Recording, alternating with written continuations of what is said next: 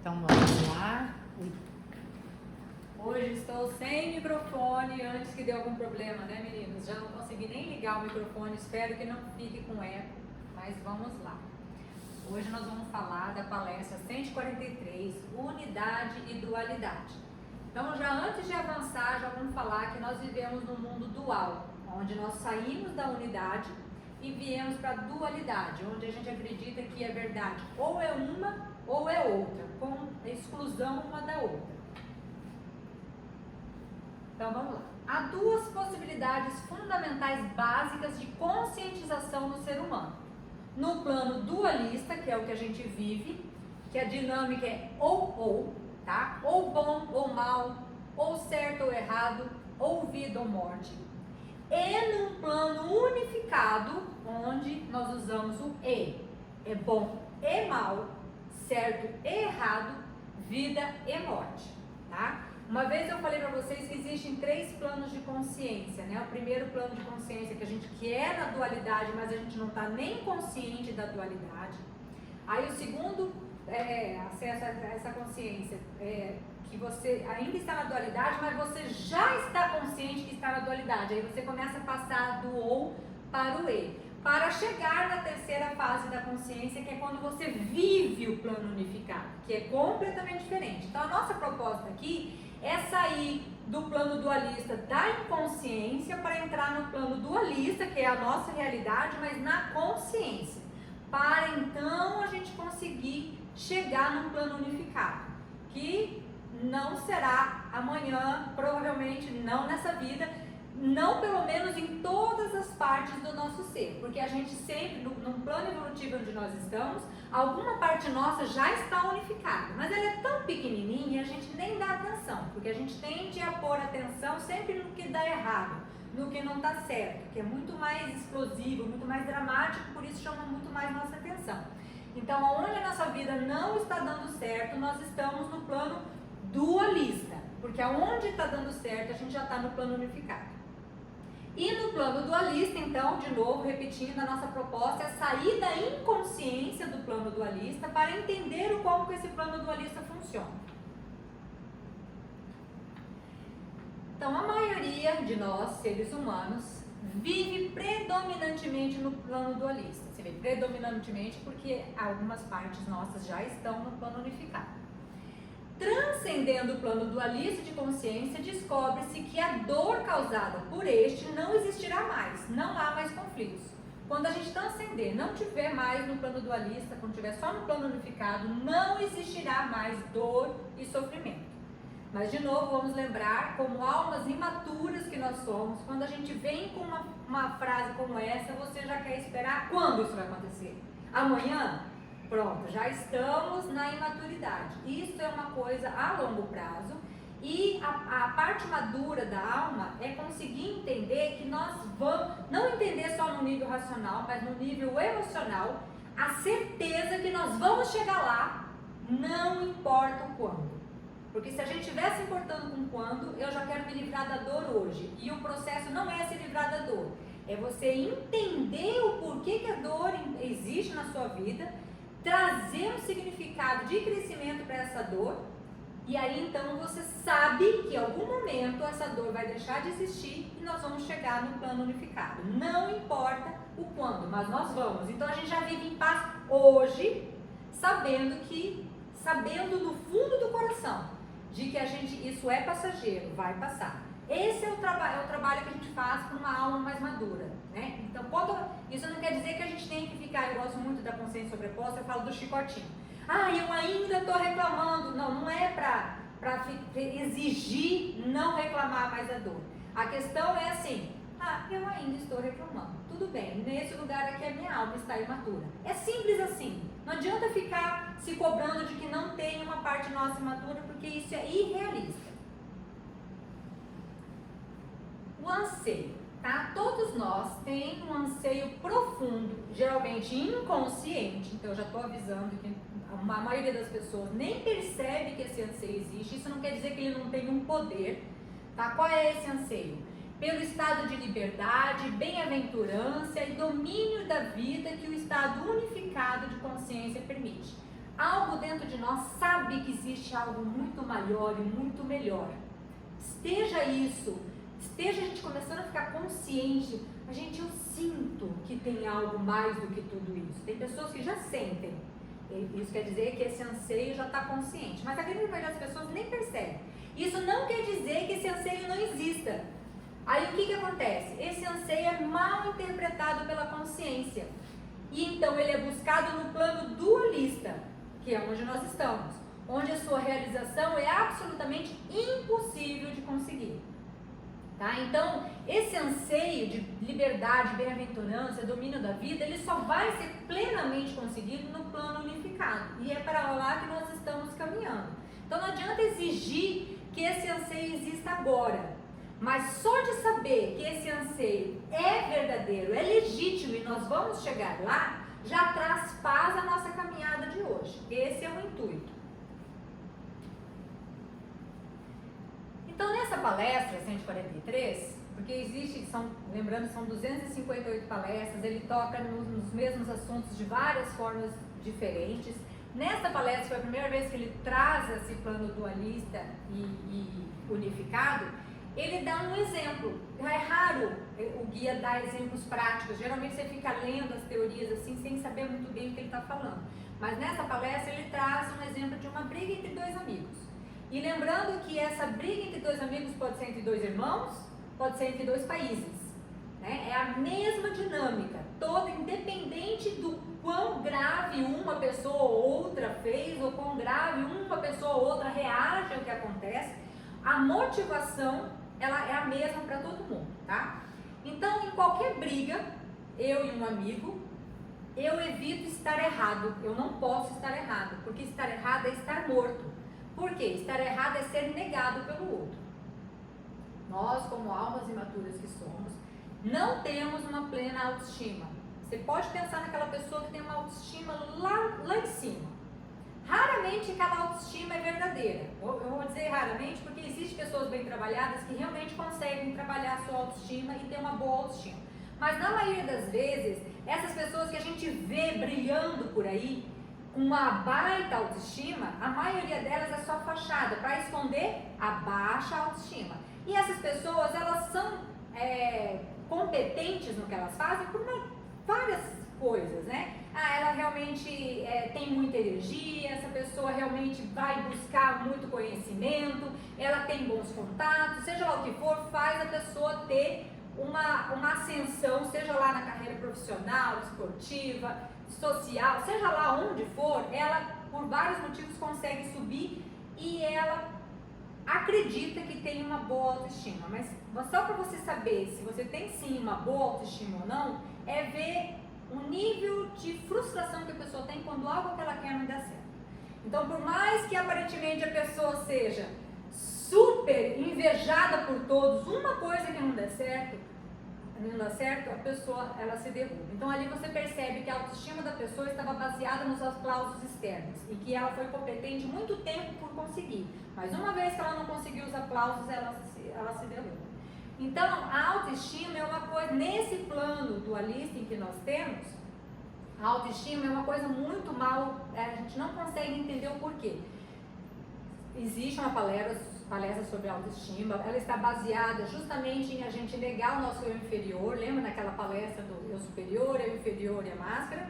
A gente já está num nível evolutivo em que a gente já entende que o inferior é ruim, que eu não quero mais, mas eu não tenho a coragem e a paciência suficiente para transformar o eu inferior, e eu quero pular essa etapa, eu reprimo o inferior, eu escondo, eu nego.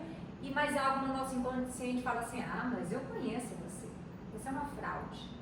E aí eu tento esconder de mim mesmo e aí eu preciso do aplauso externo. Como eu não tenho o meu aplauso interno, eu sei que eu sou uma fraude mesmo na sociedade, eu preciso do aplauso externo. Então a nossa autoestima está baseada no externo. Por isso que ser negado pelo outro, se você é errado, ser é negado pelo outro, por isso que isso é estar morto. Para a nossa psique, é muito mais importante eu ser validada externamente do que eu estar relativamente viva, literalmente viva.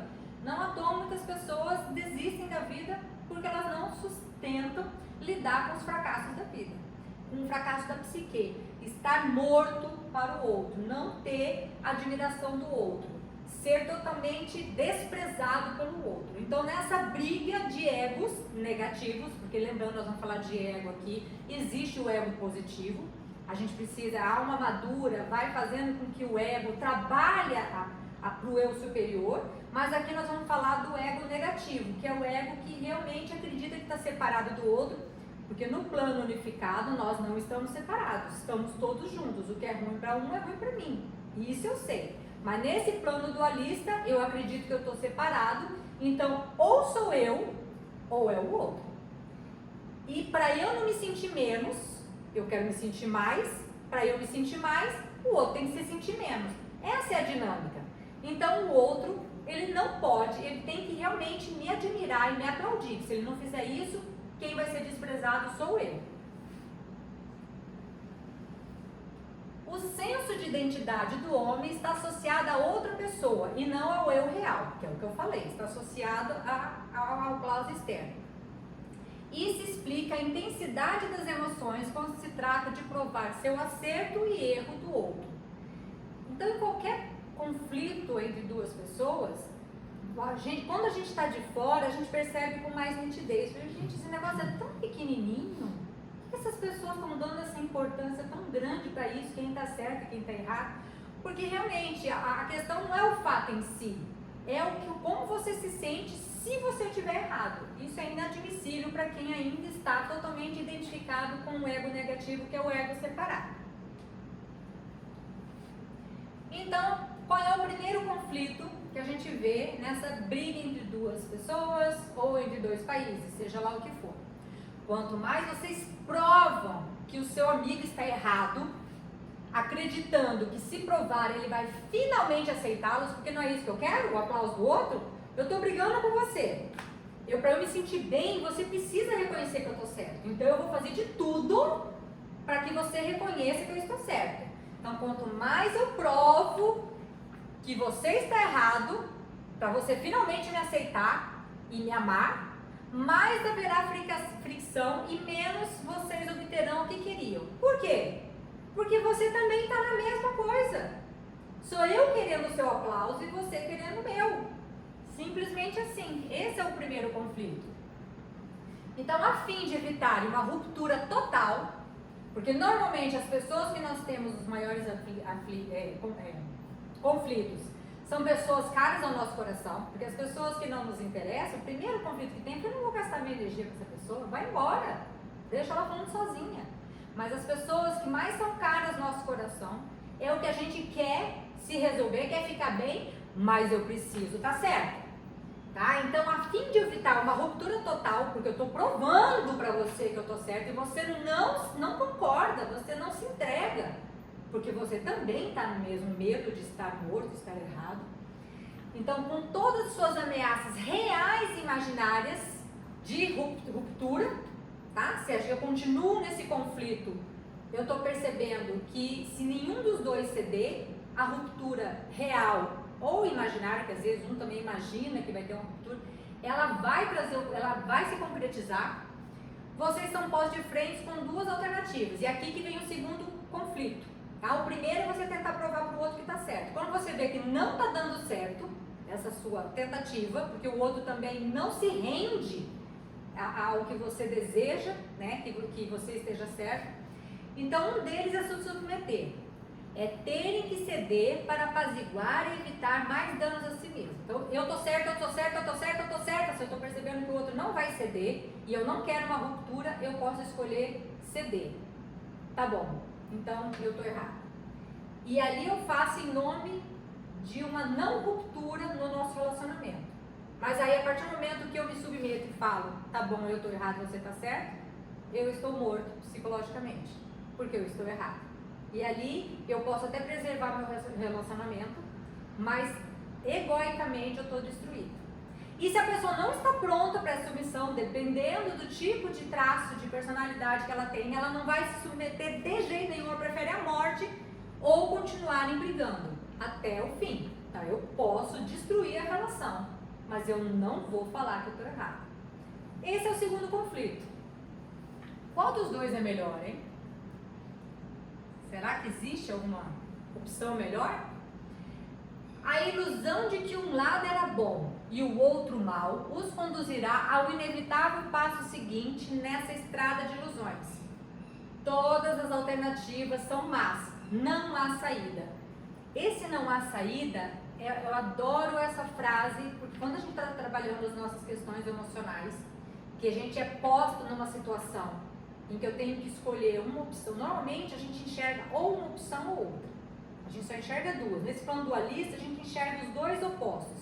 E qualquer uma das duas são ruins, como essa que eu acabei de falar. E agora, eu me submeto ou eu continuo lutando? Aparentemente, só tenho duas alternativas. E as duas são más, não há saída. Quando eu percebo que eu só tenho duas alternativas e não há saída, o meu problema não vai ser resolvido nesse plano. É o plano dualista. Só no plano dualista não há saída. No plano unificado, qualquer escolha que você faça entre os dois extremos opostos ou várias outras alternativas que existem e eu não enxergo, qualquer uma delas é válida e é boa, por mais que acarrete alguma dor, alguns erros, mas todos eles podem ser vistos de uma maneira edificante, de crescimento, de iluminação, e aí você tira o foco do negativo para colocar no positivo. Então, sempre que você enxergar que não há saída, saiba que você está preso no plano dualista e você precisa enxergar a resposta além do plano dualista. Precisa enxergar no plano unificado. Então, esse é o destino da luta dualista, levando a novas armadilhas que são todos produtos da ilusão. É ilusão de que quando eu estou discutindo com o outro, se eu estiver errado, eu estou morto. Para as nossas emoções, não, é uma verdade, mas no fundo é uma ilusão. Então, ao invés de eu focar nesse problema em si, eu vou precisar focar em por que eu sinto que a minha vida vai despedaçar caso eu realmente admita de que o outro está certo. Numa briga, isso é muito bom também falar, em qualquer briga existe sempre a versão de um e a versão do outro, e existe a terceira versão, que é a verdade de cada um. Essa é a parte mais difícil de encontrar. Digamos que na verdade de cada um, estou num conflito aqui, e a verdade é que o outro é completamente imaturo, está fazendo várias questões que estão me afetando, mas a partir do momento em que eu estou envolvido naquela situação ali, alguma coisa de equivocada eu tenho. Então, matematicamente falando, só para deixar bem claro, pode ser que o outro esteja 99% equivocado em suas ações. E eu apenas uma. Porque por algum motivo, 1%. Porque por algum motivo eu estou envolvida naquilo, então alguma coisa eu tenho de equivocado. Se a gente for olhar com os olhos nossos da sociedade, mesmo que eu reconheça que eu tenho esse 1%, ele é tão pequenininho, o outro que tem que mudar. Nessa visão do autoconhecimento é totalmente ao contrário. Por mais que eu tenha apenas 1% de conflito nesse relacionamento, esse 1% é 100% dos meus problemas. Porque se eu não tivesse esse 1 mísero por cento, eu não estaria vivenciando uma situação como essa. Então, se eu conseguir, por um milagre de Deus, fazer com que o outro mude, para não me dar mais problema, para eu conseguir resolver esse meu 1%, o universo vai trazer uma outra situação, porque ela quer que eu olhe para isso. Então, esse é o meu problema. Não adianta a gente trabalhar com a nossa mente de quem está mais certo ou mais errado. Se eu estou no conflito, é porque algo eu preciso ver em mim. E se eu não estou gostando de vivenciar esse tipo de conflitos, eu preciso ir me trabalhando, e não é uma coisa que eu descubro da noite para o dia, mesmo que você entenda o que acontece, depois você tem que vivenciar na sua alma para você conseguir depurar aquilo, vivenciar toda a raiva, ter todo um crescimento até você finalmente conseguir curar uma questão sua. Então, o seu trabalho é esse, é olhar para o que é seu, eu não estou gostando disso, então eu vou me trabalhar com paciência, com humildade, para que essa questão minha seja resolvida. E eu vou vivenciar essa mesma questão várias vezes na minha vida, porque a gente vai crescendo num círculo, se for um círculo virtuoso, nós vamos crescendo, e daqui a pouco você encontra o mesmo problema, uma espiral acima, que dá aquela falsa sensação de que eu estou no mesmo lugar, Não, você já não está mais no mesmo lugar. Você já está alguns degraus acima. Então você já está mais forte, você tem mais compreensão, mas aquele problema ainda não foi curado. Então isso é importante falar também, porque às vezes quando a gente consegue limpar algo dentro de nós, a gente tem a falsa sensação de que aquilo está totalmente curado.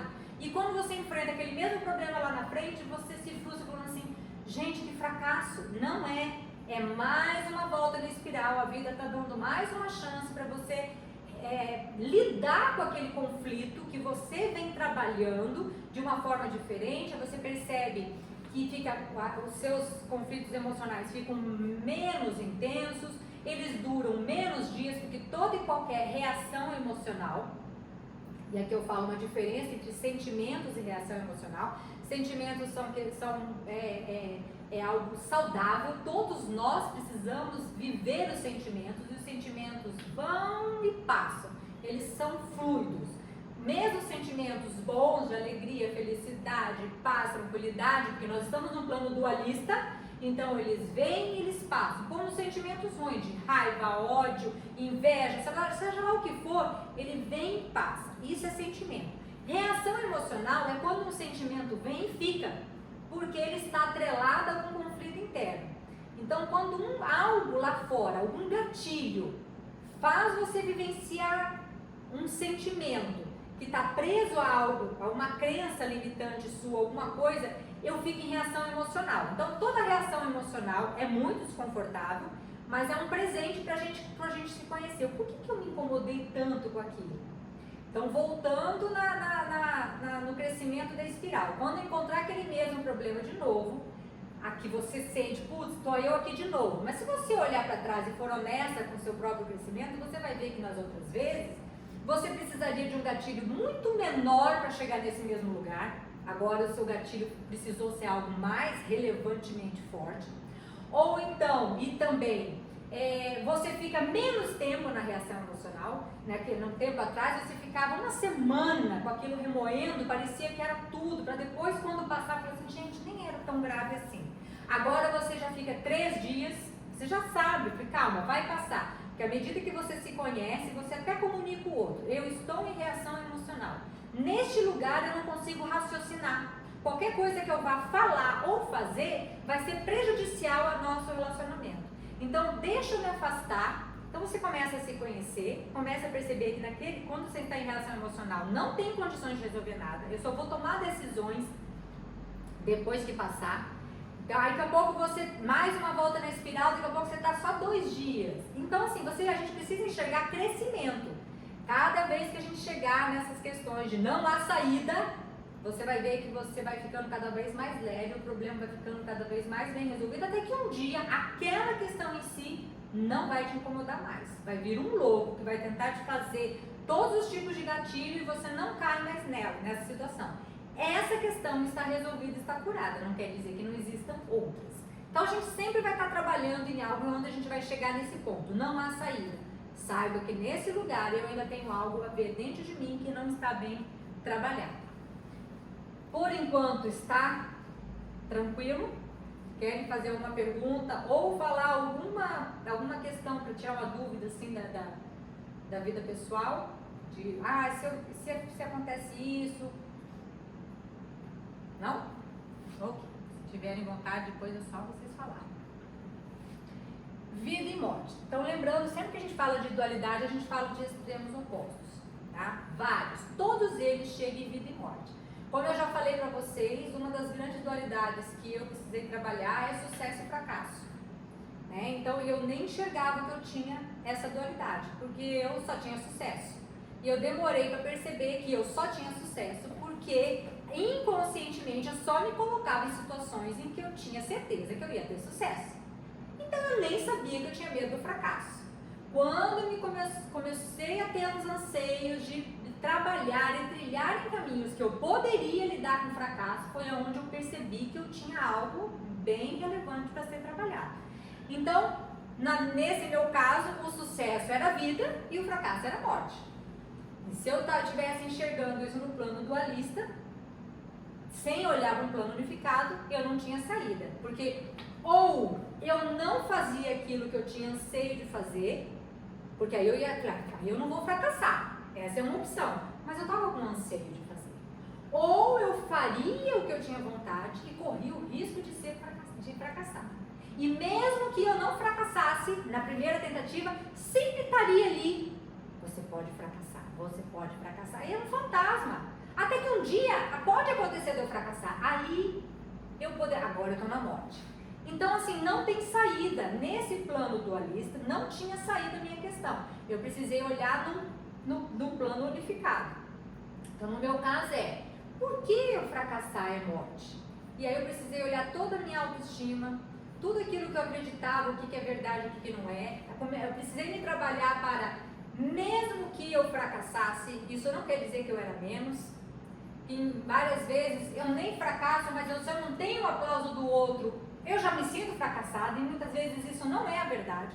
Então eu precisava do aplauso do outro. Não, primeiro você precisa ver que você não precisa do aplauso do outro. E mesmo nesse lugar eu posso sim fracassar, eu posso errar. É você trabalhar uma humildade para dizer que às vezes você não está pronta, você não é perfeita. Uma coisa nesse mundo de aprendizados, por melhor que eu seja em qualquer situação, eu posso tropeçar em alguma pedra e falar, opa, aqui é um lugar em que eu ainda preciso crescer e aprender. Então eu não me dar o direito de vivenciar essa experiência, de me permitir fracassar, me permitir vivenciar a morte, é um problema muito grave. Até mesmo porque nós sabemos que vida e morte é um ciclo único. Para você viver, existe a morte, e depois da morte o renascimento, seja lá da forma que as pessoas acreditam que existe a vida. Até os materialistas querem que as cinzas deles sejam em algum lugar, para os átomos deles, pelo menos, ter alguma continuidade ali, seja lá uma árvore de macieira, né? Então, assim, sempre há morte e renascimento, é um ciclo único. Você não tem como aceitar um e negar o outro, porque negar o outro, e existe algumas palestras também falando dessa dualidade vida e morte, que a gente luta tanto pela vida, que vida é felicidade, né? Morte é desespero, é fracasso. A gente luta tanto aqui que a gente, querendo ou não, se joga pra cá. Um suicida, às vezes, ele tem tanto medo da morte que ele se mata. Ele não aguenta aquele suspense. A qualquer momento eu vou morrer, a qualquer momento, deixa eu acabar logo com essa sensação. Só que aí quando ele morre, de alguma forma, ele percebe que ele vive. Até a gente perceber que é uma corrente única. E existe uma outra palestra também que fala que no fundo, o que a gente mais tem medo é da vida. Não é nem da morte. A gente acha que tem medo da morte, mas a gente tem medo da vida. Porque para viver do jeito que ela precisa ser vivida, a gente precisa viver com o coração aberto. E se tem uma coisa que a gente tem medo, é de simplesmente se entregar. Porque nessa de se entregar, eu me fundo com um todo. Um plano unificado, eu me fundo com um todo. E é a sensação que nós ainda temos, a parte egóica, que está, o ego negativo, que está separado, ele acha que esse rendimento é a morte. Então eu já nem vivo. É uma coisa muito complicada na nossa psique. Então, no plano dualista, cada questão termina em vida ou morte. A vida se torna tão importante quanto evitar a morte. E aqui eu vou falar a diferença do ego negativo, tá? Para o eu real, que é a nossa consciência que tenta, junto com o eu superior, vai através do eu observador, falando com o nosso ego positivo, é o eu real, é o que realmente guia os nossos passos no nosso inconsciente. Se a gente conseguir entrar em contato com o nosso eu real, se a gente tivesse 100% conectado com o eu real, a gente estaria simplesmente sem medo de viver a vida de acordo com aquilo que a gente veio viver aqui. Porque a gente saberia que não tem medo de morte, não tem medo de vida, não tem medo de nada. Simplesmente a gente se entregaria para quem a gente realmente é e o que veio fazer aqui. Esse não é o caso, a gente simplesmente dificilmente tem contato com esse eu real.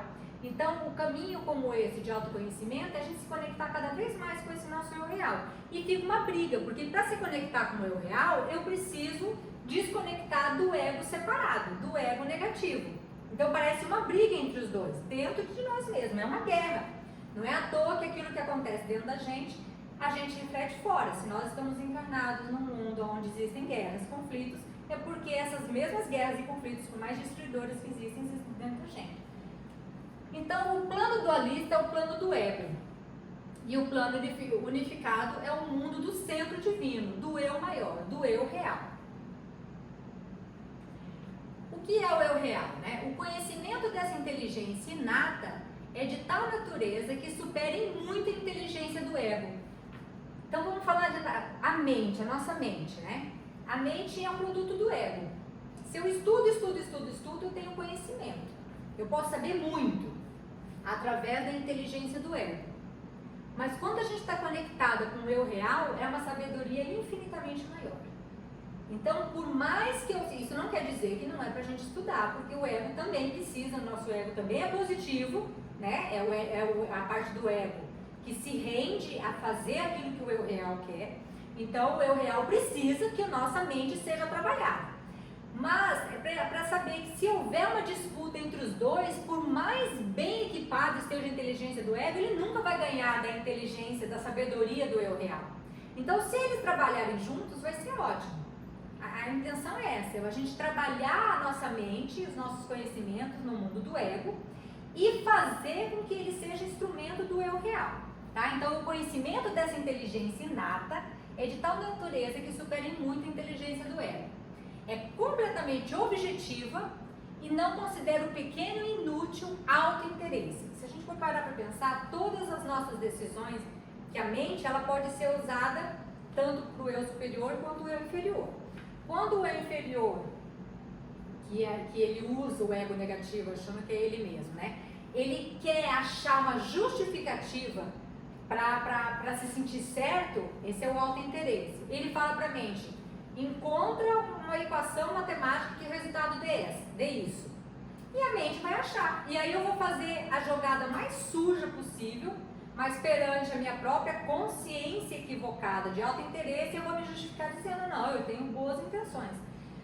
Num mundo de autoconhecimento, uma das coisas mais importantes que a gente tem que ter, uma das qualidades mais importantes é a honestidade perante as nossas próprias intenções inconscientes, ao que está por baixo daquilo que eu realmente quero, porque eu posso justificar aquele meu movimento com uma parte mais bonita, olha como eu sou altruísta, mas no fundo eu tenho um auto-interesse enorme. E muitas das vezes eu não enxergo esse auto-interesse porque eu não quero, porque isso vai me melindrar. Então, a gente chama de subconsciente, né? Porque tem coisa que está no consciente, a pessoa que sabe que está manipulando com más intenções, pelo menos ela está mais na verdade e vai ter que arcar com isso. Tem pessoas que estão no totalmente inconsciente, aqui é difícil de você descobrir, porque tem que esperar vir para a superfície, e a gente tem trabalhos para fazer com que venha para a superfície, mas em princípio a gente trabalha o que está no meio, que é o subconsciente, que é aquilo que eu não estou consciente porque eu não quero, porque isso vai melindrar os meus padrões de idealização que eu tenho perante eu mesma. Então, quando a gente começa um trabalho de autoconhecimento, a primeira camada que a gente precisa limpar é esse subconsciente. O que realmente existe dentro de mim e eu não enxergo porque eu não quero? Aí vem a honestidade, porque você precisa ser muito honesto para se decepcionar consigo mesmo. E também muito corajoso e humilde. Eu falo que essas duas também estão muito juntas, porque a nossa decepção perante a gente mesmo é muito dolorido. É muito difícil você enxergar a sua má intenção, o seu auto-interesse.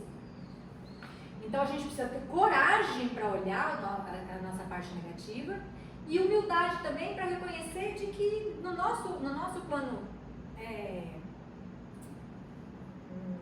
evolutivo não é para esperar muito mais do que isso. Nós somos sim criaturas falíveis, cheias de erros, cheias de questões discutíveis os nossos sentimentos.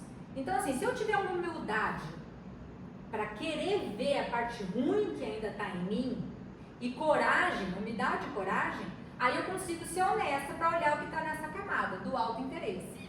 Então a inteligência real é completamente objetiva, ela não fica escondendo as nossas más intenções, ela simplesmente fala assim, isso é certo e isso é errado, ponto. Né? Então ela não considera o pequeno e inútil ato de interesse. A verdade que flui dela iguala o eu aos outros. de uma maneira que não é a aniquilação que o ego teme. Por quê? Porque se eu sou igual, lembrando, nós estamos no plano dualista. Então eu estou separado de você. Se eu estou separado de você, um tem que ser mais, outro tem que ser menos. É essa a visão. É essa a visão que eu tenho. Para eu te admirar no plano dualista, eu sou menos. Então eu paro de te admirar e começo a te invejar. Eu não quero mais que você cresça. Se você crescer, e eu? Porque é uma competição. Agora, quando eu vou para o plano unificado, eu não estou separada de você. O seu crescimento indica o meu crescimento também. Então, quando a verdade flui, ele iguala o eu. E quando ele iguala assim, os direitos iguais e cada um vai conseguindo da sua forma. Então, você vai vencendo e eu vou me inspirando em você. Eu vou vencer junto. Se você vencer, eu também dou conta. Então ele iguala o eu de uma maneira que não é a aniquilação que o ego tem, que é aquilo assim, se você for mais, eu sou menos. Ponto.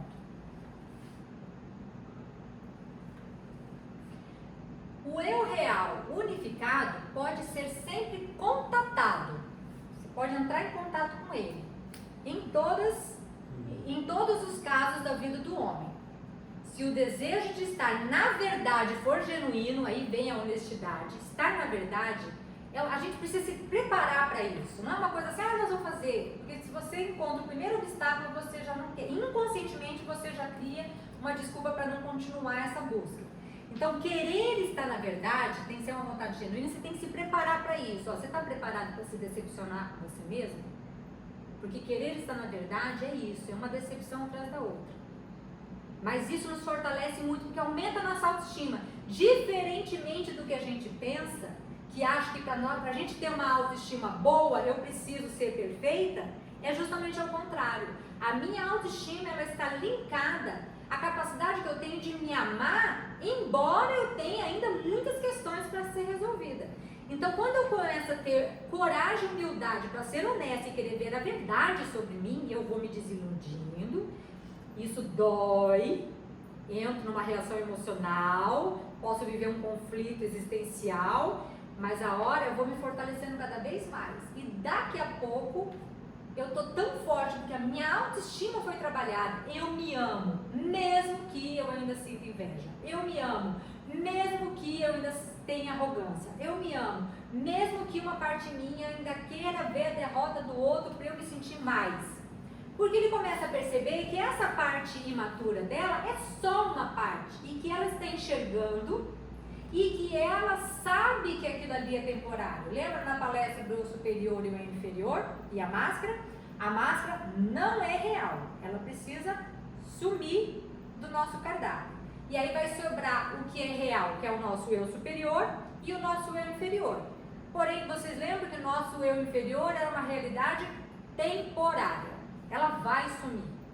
Não é amanhã, como a nossa alma imatura ainda deseja. Mas ela vai sumir e vai ficar só o eu superior. Então a minha autoestima, olhando para essa parte ainda minha feia do eu inferior, ela vai se fortalecendo porque eu já sei que é só uma parte minha e que ela, com o tempo, vai se render à luz. Não tem como eu estar longe da autoestima nesse lugar.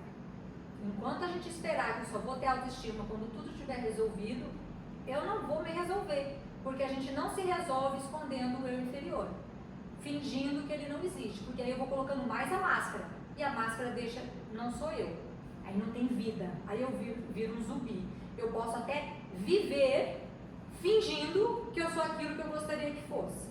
E se fosse possível que ninguém viesse me desmascarar, se fosse possível, eu poderia enganar a todos, mas eu não ia conseguir enganar a mim mesma, eu não ia ter vida, eu não ia ter felicidade, ia chegar no momento em que a morte ia ser desejável. Para viver assim, eu prefiro morrer. E aí, o que existe? Eu vou misturando as outras palestras, gente, você vê como que uma coisa está ligada à outra. O que existe para essa pessoa não ficar indefinidamente presa na máscara, escondendo o seu eu inferior? Uma crise. E aí vem o que a gente falou na palestra passada, que a crise, ela vem um presente pra gente, para tirar a gente daquela ilusão de que a gente pode fugir de resolver as nossas questões internas. Então uma crise vai aparecer, a minha máscara vai cair e eu vou precisar lidar com o meu eu inferior de um jeito ou do outro. Então, ao invés de eu esperar uma crise vir para derrubar minha máscara e meu eu inferior ser exposto para todo mundo, eu ter que lidar com isso, não é mais fácil, antes da crise vir, eu olhar e querer ver a verdade? Então, deixa eu preparar para dar essa verdade? Deixa eu querer ver e me decepcionar sozinha? Sem ninguém ver? É tão mais fácil para nossas almas imaturas, porque almas grandes, elas não estão nem aí de dividir a frustração dela com os outros, a derrota dela com os outros, mas nós não, nós somos ainda muito pequenininhos. Então, até mesmo para a gente se ajudar, vamos querer olhar e se desiludir com a gente enquanto a vida não está cutucando, que é muito mais fácil. Então, se o desejo de estar na verdade for genuíno, a inspiração aparecerá para o eu real ser contatado.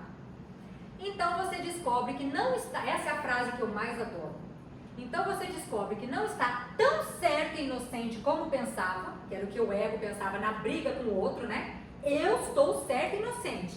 Então, você descobre que não está tão certo e inocente como pensava e nem tão errado quanto temia, porque uma outra parte nossa, eu fazia todo esse trabalho aqui, porque tinha uma parte minha que fala, se descobrir essa parte sua, você está morto. É essa parte, assim, se eu tiver errado, eu estou morto. Então essas duas, são duas conversas diferentes para pessoas diferentes. Aquela que está querendo se sentir mais, opa, baixa a bola, que você está se iludindo. Aquela que deu origem a essa, que acha assim, cara, eu não sou nada, você não sabe o quão divino você é, o quanto de luz e quão especial você é. São partes nossas que precisam ter conversas diferentes. Que você fala com uma pessoa que está ligada no seu ego, ai, olha como você é especial, como você é divino, ela vai inflando, para essa parte dela não é para escutar isso, porque essa parte ela vai escutar de uma forma escondendo o pior dela.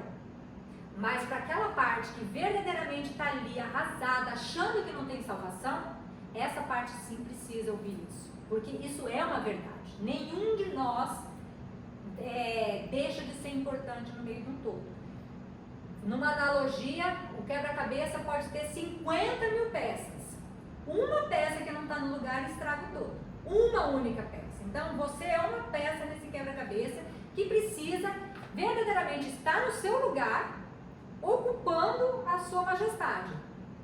Mas isso a gente fala para essa parte nossa que realmente acha que nós somos mesmos. A que acha que é demais, a gente precisa, calma, desce do pedestal. São camadas e camadas até você chegar na parte onde deu a raiz de tudo, que é você achar que não era nada. Estamos quase acabando. Então, querer a verdade, que é isso que eu estou falando de ser honesto, corajoso e humilde. Então, esse simples ato de querer a verdade requer várias condições, sendo a mais importante a disposição de abrir mão daquilo que se aferra.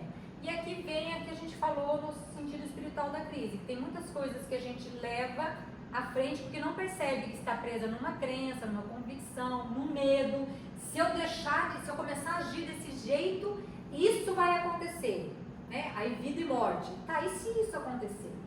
Isso é realmente tão desastroso quanto a sua mente imagina? Né? O modo que gosta de ser, gente, mas eu só sou feliz porque eu sou desse jeito, gente, não tenho vontade nenhuma de ser desse outro. Você ainda não descobriu o prazer que é ser desse outro. E que talvez nessa transição você vai passar por algo difícil até você chegar no prazer. Porque para você chegar num prazer absoluto e positivo, você precisa aprender a largar mão do prazer negativo.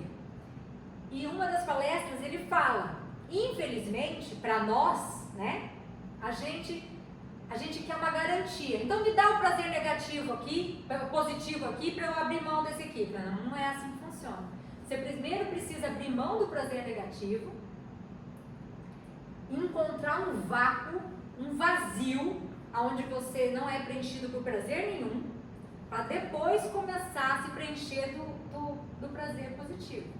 Então tem muita gente que fala, São Tomé veio para crer, enquanto ela não tem uma certeza de que vai se preencher do positivo, ela não quer abrir mão do negativo. E até isso precisa ser respeitado, mas ela precisa saber, eu ainda estou criando situações dolorosas, porque de alguma forma eu me beneficio eu tenho algum prazer relacionado a esse modo negativo de ser.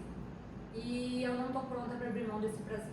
Então eu prefiro sustentar a dor que esse modo de viver me traz. Isso é muito importante, gente. Tem uma outra palestra que fala o porquê que a gente atrela a dor ao sofrimento, mas existe esse casamento, a dor ao prazer, tá? Tem algo que faz esse casamento, a dor e o prazer. E aí, para eu abrir mão da dor, eu preciso abrir mão do prazer, eu não quero abrir mão do prazer. Então eu pago o preço, primeiro de forma inconsciente, depois eu preciso entender o preço que eu pago para ter aquele prazer. Chega um momento que você fala, não, eu quero pagar esse preço. Aí, à medida que a alma vai evoluindo, esse preço começa a ficar pesado. E aí chega no momento que você começa a querer abrir mão desse movimento. Só que aí vem um conflito, que é o que eu estou falando aqui, e cadê o meu prazer? Não vai ter. Você tem que pagar à vista tudo para você ter o que você precisa. Então é um movimento difícil também. Precisa estar muito conectado, não está aqui, muito conectado com o eu real, que é uma crença, é uma fé, que não é uma fé racional, não é uma fé irrealista, não é uma fé fanática, é uma fé de que você tem uma certeza de que a felicidade vai chegar e você não tem pressa para ela chegar. E nessa hora você se entrega a abrir mão do prazer negativo. Tá? Então, para querer a verdade, eu preciso abrir mão de tudo isso. E vocês que estão aí vendo, olha lá, Sentido Espiritual da Crise, que fala um pouco sobre isso. E a integração do ego, aí vem, o que é a integração do ego? Não é isso ou aquilo, ou o eu real ou o ego. Lembra que nós estamos no plano dualista? Para o ego, ele acha que ou você se rende ao eu real, ou você se rende ao ego, que é no plano dualista. O eu real é o plano unificado, o ego é o plano dualista. Será que é assim mesmo? Não. Você vai integrar o ego ao eu real. Não é um ou o outro, é e. Você vai caminhar junto, o eu real e o ego, nesse caso o ego positivo. Então, abrir mão do plano dualista significa abandonar as exigências do pequeno ego. O ego negativo, o ego que acredita que está separado, o ego que acha que para ele se sentir bem ele precisa ser mais e o outro menos. Esse ego sim precisa ser trabalhado, e aí ele se rende e se torna o ego positivo. Isso não quer dizer sua aniquilação, e sim a sua integração ao real. Enquanto estiverem totalmente identificados com o ego separado, quando a gente achar que nós somos o ego separado, o ego negativo, continuarão a cultivar mais separação. Então a gente precisa aprender a se identificar com o eu real. E a partir do momento que eu me identifico com o eu real, eu acolho o ego positivo, porque aí ele muda a sua forma de operar aqui na vida. Porque a gente precisa do ego, para estar encarnado nessa vida aqui, a gente precisa do ego. Então o nosso trabalho, nesse trabalho de autoconhecimento, é amadurecer a alma, nada mais é do que fazer com que esse ego negativo vá se rendendo e vá sendo um instrumento de crescimento, de acesso ao eu real, para poder caminhar no mundo de acordo com aquilo que inicialmente a gente se propôs a vir fazer aqui. Todos nós temos um porquê. E não precisa, e agora, né, hoje as pessoas estão muito assim, qual é o meu objetivo de vida, o que eu vim fazer aqui? Às vezes a busca nesse caminho é o que você vem fazer aqui. Então não tenha pressa para descobrir. Vá se conhecendo e você vai percebendo que você vai estar no caminho, mesmo aparentemente demorando para chegar. Porque às vezes o processo é todo esse, você vai fazer isso. E isso você só vai conseguir quando você tiver 60 anos, 70 anos, 80 anos. Então se você está sofrendo lá quando tiver 20, gente, aceita o processo. E às vezes você veio para fazer isso aos 40, daqui a pouco as coisas mudam. Pronto, essa parte você já fez. Agora você começa a crescer e mudar, porque agora você tem uma outra atividade. Tudo é fluido. Então não fica buscando respostas assim. A gente quer muito respostas para a gente se sentir segura no mundo. Se conecta com o eu real e viva a vida sem exigências, que você vai conseguir trilhar o seu caminho, seja ele qual for. Qualquer escolha que nós formos fazer tem aprendizados e tem um preço a pagar. Ponto. E aqui só uma figurinha para exemplificar, né, no plano unificado. Esse diz que é o 6, esse diz que é 9. Só porque você está certo não significa eu estou errado. Você apenas não viu a vida do meu lado. É simples assim. No plano unificado, os dois estão certos. É 6 e é 9 ao mesmo tempo. Então é isso, meninas. Querem fazer alguma pergunta? Nem sei quanto tempo passou. Estou perdido na aula. Querem fazer alguma pergunta?